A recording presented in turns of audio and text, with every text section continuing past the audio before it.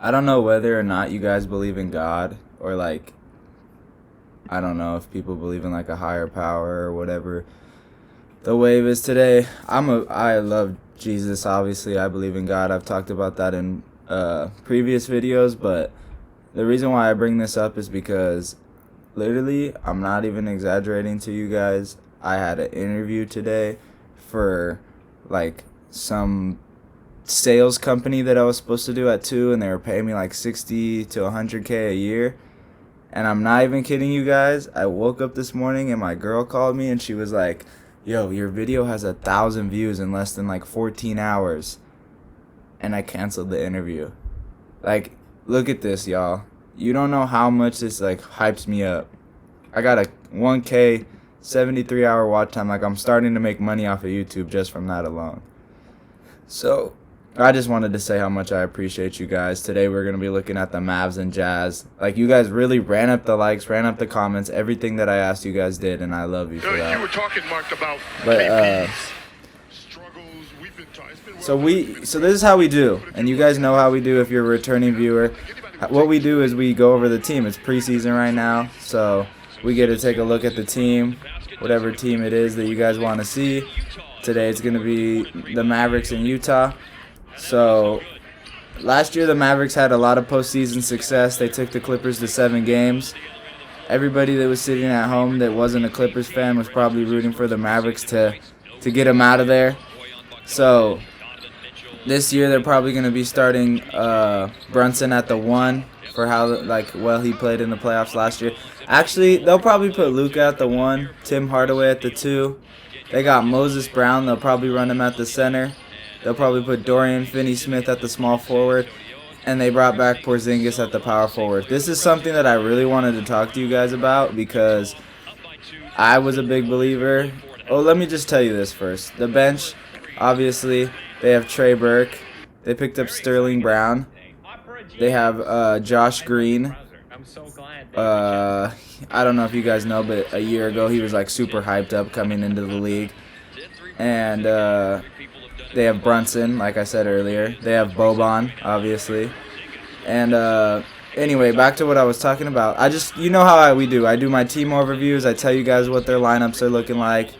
Like, I can open another tab. I literally have nothing here. I just talk to you guys about the game because you guys seem to like that a lot, and I appreciate that. Maxi Kleber, that's who I was thinking of. Anyway, Porzingis was horrible in the playoffs. And in this league, you need 2 stars. As much as people want to say that the Mavericks team is constructed really well, which it is, the Mavericks team is constructed extremely well. Rick Carlisle and Mark Cuban, I know they got rid of Rick Carlisle, which was idiotic to me, but Rick Carlisle and Mark Cuban did a great job in constructing this team after they went through some dark years. And Porzingis is just not a second star.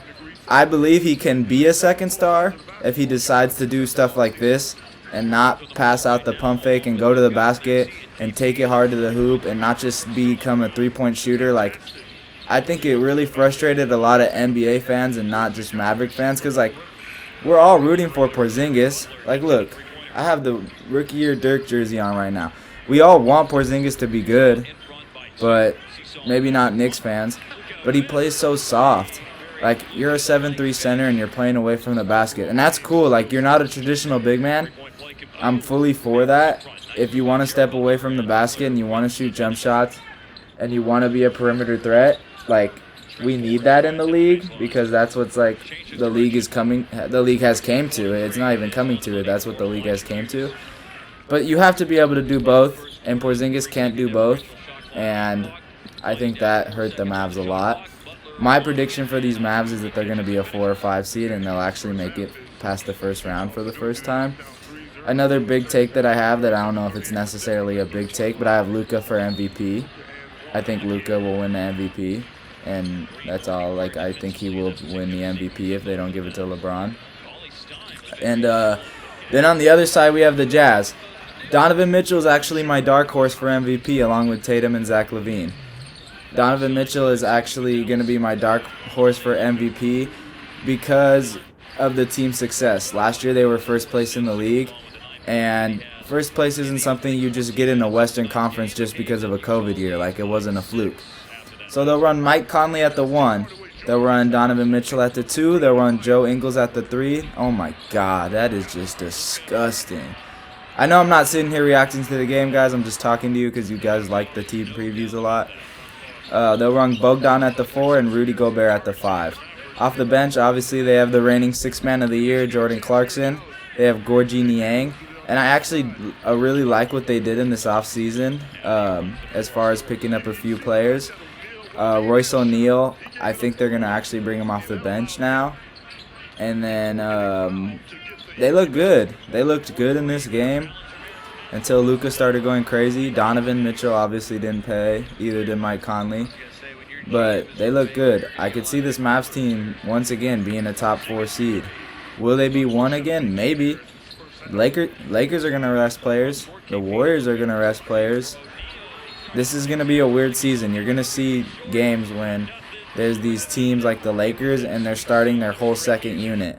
And I honestly believe the Lakers could go 82-0 if they were all in their prime. But it's going to be a weird season because the Lakers are old. They have like a combined age, average age of like 33, which is like some teams don't even have a player that's 33. But yeah, Utah's scary for sure. Last year, I don't know. Last year I didn't know if they were for real or not, but they showed us they were for real. I think if Mike Conley wouldn't have been injured, they actually would have beat the Clippers in that series. And I think if Porzingis would have kept up to his standards, that the Mavericks would actually beat the Clippers as well. And I don't think either of those takes are really stretches. If you guys watch basketball like I do, and a lot of you guys in the comments were saying that you actually liked a lot of my takes, which I appreciate that, I think this Mavs team could win a championship. How it's constructed right now with Luka Doncic, I think this Mavs team could win a championship.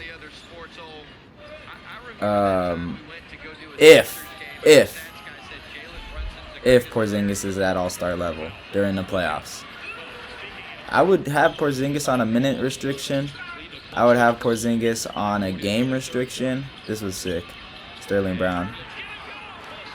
Because ultimately, what are we trying to do? Every franchise in the league, what are they trying to do? Win a championship. Maybe OKC's not trying to win this year, but in the long run, they're trying to win a championship. And who knows? Luka could have some freak injury and not be healthy for a while. But it's like, what we're trying to do is win a championship. That's what they want to do. That's what Porzingis wants to do. I'm sure. It looks to seem to me, what do you guys think? That he's kind of nonchalant, doesn't really work as hard as he could. Works hard, but not like Kobe or any. I don't expect him to work hard like Kobe, but you guys get what I'm saying. But yeah, I actually did really have a lot to tell you guys about the Mavs, and I do think that this team's success completely rides on KP. You guys have to let me know. Do you think it's KP? Luka? I mean, Luka's inefficiency in the fourth quarter was really a struggle. I don't know if you guys paid attention close to the Clippers series like we did, my team did, like I did, but like Luka was, Boban hit 2 threes. That's how you know the Mavs are winning. But Luka was really good. See, you know how I know Boban hit 2 threes because I already watched the full games. Right here, he just pulls up. That was wet. His jumper low-key looks nice. Luka's inconsistency in the fourth quarter, I think, honestly, wasn't because he's not clutch, because he's been clutch. I think it was because of conditioning. Like, if you saw Luka in those games towards the end of the season, Luka was like, you remember that time Jokic played like 51 minutes and everybody was like clowning him because they said he was going to die on the court? Like, they said he was going to pull a pistol Pete. Art, rest in peace, but that's what the memes were saying, obviously. And I feel like that's like Luka. That kid looks nice too. Number 25. He started going crazy in the second half. But Moses Brown is literally one of the most underrated Moses Brown is one of the most underrated big men in the league. If you have Kareem Abdul-Jabbar like backing you up and saying like, yo, this kid right here is gonna be legit, then come on, bro. You know, like, Kareem's a top 3 player of all time, right behind Jordan and LeBron. So honestly, if KP gets hurt, we could be like, oh shit, like KP's hurt. But then we could be like, yo, Moses Brown is a 20 and 10 guy. Like Moses Brown is like, people are gonna hate on me for this, but Moses Brown is like a more dominant in the paint, but not as good as a shooter. Karl Anthony Towns. He has great footwork. He goes to the basket. I think that's a fair comparison. Not as good as a shooter though. But yeah, if you guys can like run up the comments, that really does help me a lot, because I feel like yesterday when my video like blew up, I woke up in the morning, I was like, yo, I already know I want to do this for the rest of my life, but after that I was like, you guys fired me up a lot. I really do appreciate that. LUKA for MVP. That's all I gotta say.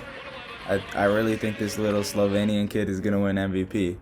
Anyway, like it up, comment. I love y'all. We're back in this every single day, and I appreciate every single one of you. You already know how it is. We have 3 videos coming out today. This is the first. It's like 9 in the morning. I'm on my grind.